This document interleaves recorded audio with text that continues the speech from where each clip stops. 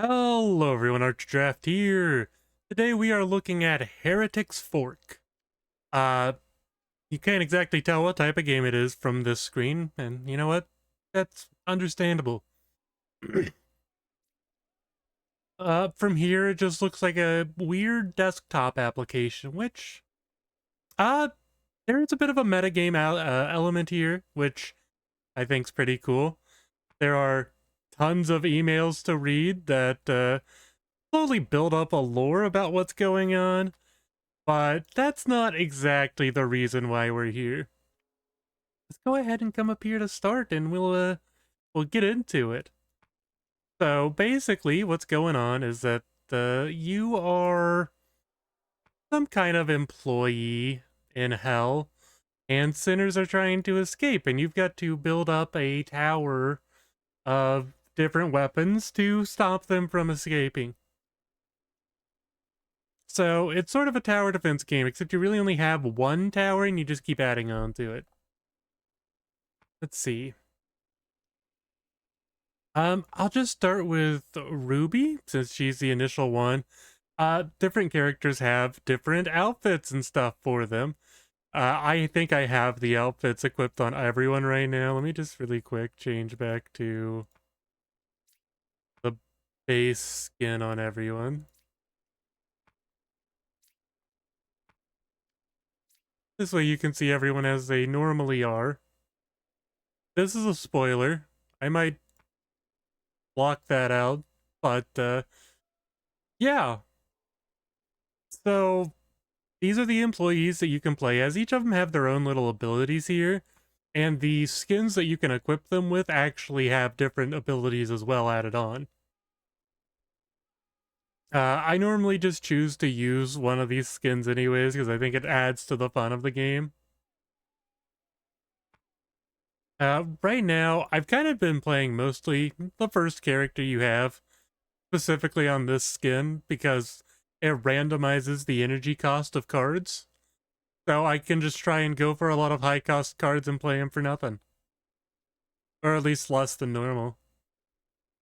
So yeah, I'm just gonna hop right into here and we'll go ahead and show you what's going on. I'm not gonna play on the harder. Would it be a horrible idea? It helps keeps the video shorter probably. Yeah, well, you know what? We'll just play on the harder difficulty. Yeah, I can't beat it anyways.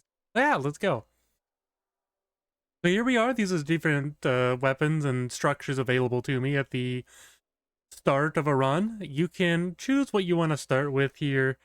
I like to just try different combinations, see what works, see what doesn't. There's 3 different damage types you might have noticed: Unholy, Hellfire, and Holy. My first run I completed, I believe I used Hellfire, and that was really good. And then I've just been trying different things out since then. Unholy focuses a lot on crit chance. All the towers, garrisons are, I'll explain too. But yeah, all the damage from Unholy can be critical, so you can try and get critical strike chance for them. So you see towers and garrisons. Tower is a weapon that's added on to the tower itself and just shoots from there. Garrison basically puts a small little camp right there beside the base of the tower, and the units spawn out of that. And units will go and, depends on what they are, the Repenters here, they are just kind of explodey units. They run up to an enemy and they explode. They're Hell's Creepers. Yep, that's what we're going with here. Guns of God, which does unholy damage. Interesting how that works. They just are there a bunch of little people that run up and they just fire away with their little machine guns. So yeah, that's the different damage types. We'll go ahead and we'll use Unholy MG and Sin Spotter. I like this because it's an attack speed kind of oriented. Both of these are really all about the attack speed. So let's go. Here we are. Now I'm going to zoom all the way out. Well, you know what, I'll stay zoomed in. There we are. Those are the little centers. And that is our tower in the center. And this is the edge of the map. So, as you can see, we're just kind of standing in the center, and all of the enemies are just kind of running straight towards us. Up here you can see our different structures. You've got the Unholy MG and the Sin Spotter. Both are starting at green, which is the second rank for the structures. So if you ever see the first rank, you'll basically never play it. It'll sometimes open up in a shop that you can buy cards out of, but I've never seen one actually just like pop up anywhere else, and you normally just ignore those because why would you want something that weak? You know? As you can see also, you might notice there are more little slots that are locked off. So there are kind of different floors that we're going through. And at the end of a floor, if you look off to the right, so I can explain the floor a bit better, there are different rounds on each floor. And once you finish the star round, you go to the next floor. So after you finish the floor, you'll get a choice of 3 upgrades. It might be increased damage. It might be increased tower attack speed. It might be increased garrison spawn rate. Just different things like that. But the one that will always come up if you have open structure, or if you have structure slots still locked, is the ability to just open up a new structure slot. And I pretty much always rush through that unless I'm doing pretty well already and not really having to worry too much, and then I will just go for an upgrade that boosts my damage or anything like that. By the way, I don't have the game's music going right now. I probably should have started off with that, but the game's music, I don't know if it's copyrighted or not. It's kind of got like a cool synth metal vibe going on. I really like it. I as a matter of fact, it heavily features Occam's Laser, which I'd heard of like, I don't know, a few months ago. And I was like, oh my gosh, that's kind of cool to see him on something else now. I'll play 2 seconds of this just so you have an idea. Okay, that was 3. That was extra. We're getting so much value here. 4 is whenever they actually do anything. Hopefully we cleared it. I'm sorry, Gates of Chaos. I just wanted people to know. Okay, here we go. And yeah, so we have different items here, or different cards, I should say. Some are items, some are active. So, items, if I hold the tab key so I can look at my items, will come over here and they're just going to last permanently. So, go ahead and we'll increase our tower's attack range by 10%. And there you go, it flies over there.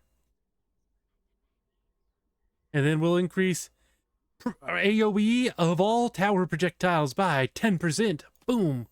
But wait, it only says the Sin Spotter got that. What's going on? Well, if you hover over the structures over here, you can see what modifiers actually affect it. The Unholy MG is not affected by the size, and if you watch the animation, it's because there's not a projectile there. Each time it fires, it just automatically hits its target.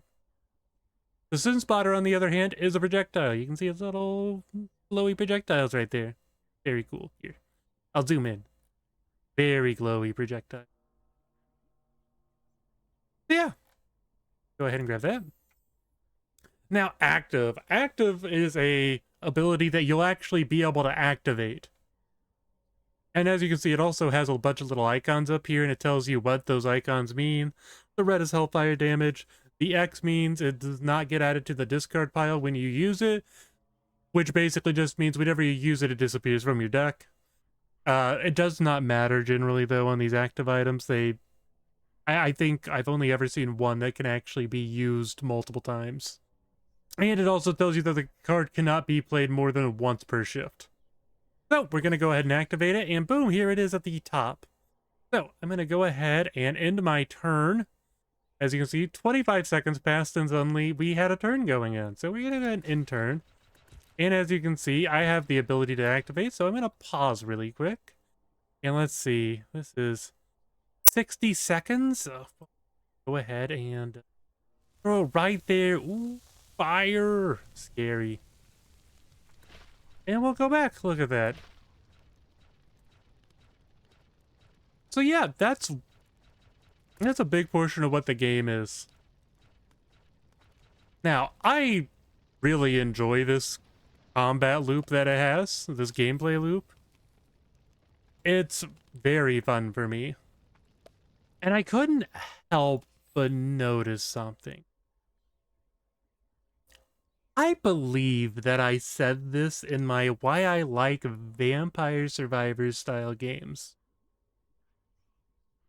video. And that's that whenever I'm playing something like Vampire Survivors, I always felt like, you know, it's kind of just a tower defense game where the path to the tower is the enemies just running straight to you from all sides of the map. And wouldn't you know, that's what this game does. I feel justified for that opinion because that's exactly what this game is, and it feels like a very fun combination of the two. It's clearly a tower defense game, but it also kind of has that same appeal of a Vampire Survivor style game to me. Which is hopefully get strong enough to kill all the enemies before they reach you, and then just stop playing the game. You just stand there, you'll watch all the enemies hit you, or try to hit you, and fail to get to you, and then you pick your upgrades when you're supposed to, and you keep going. That's what the gameplay loop is. It's great! I love it. I love this so much. I don't know how you wouldn't love it. It's so fun! And I feel completely justified in all my opinions now. All of my opinions are correct from now on. I'm pretty sure. It's how it works, right? But yeah, this game's a blast. I love it so much. I can't recommend enough. Like, play this game. So good.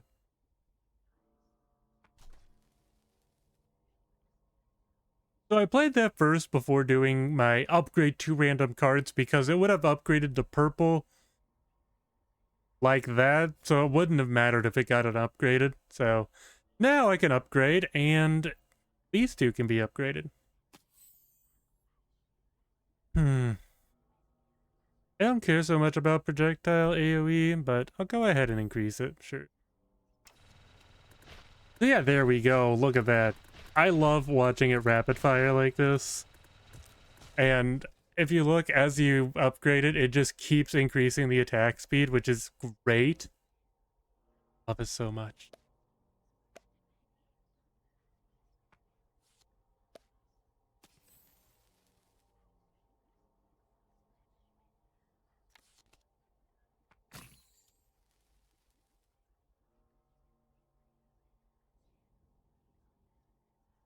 We'll do that. Unholy crit chance. Hey, that's what I'm talking about. That's what I'm talking about. Yeah, we'll do it. It is really hard to get Unholy to work well without the crit chance, so you really want the crit chance.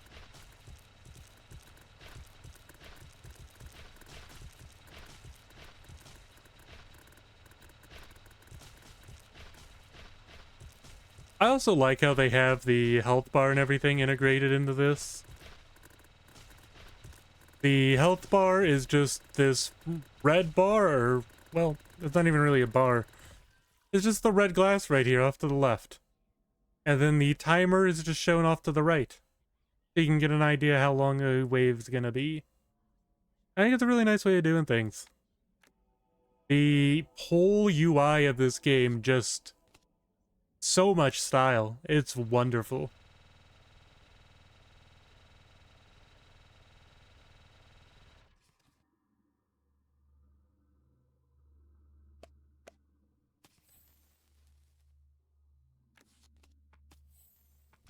Play all these. Oh yeah. You can also tell the abilities to auto-activate, which I normally do. And then I completely forgot that that was a thing for recording this video, so there we go. And yeah, I especially like it on something like the Blessing of Protection, because it just gives you 10 shield points, so there's no reason to not use it off cooldown. You could say that something like the Hellfire, since it has a actual strategic way of using it, you wouldn't want to do that with, but I just don't care.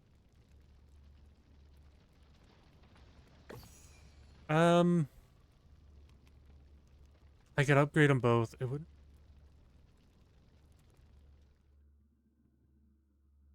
wouldn't be able to use either of them. So I'm just going to... And I'll upgrade cards another time. There we go.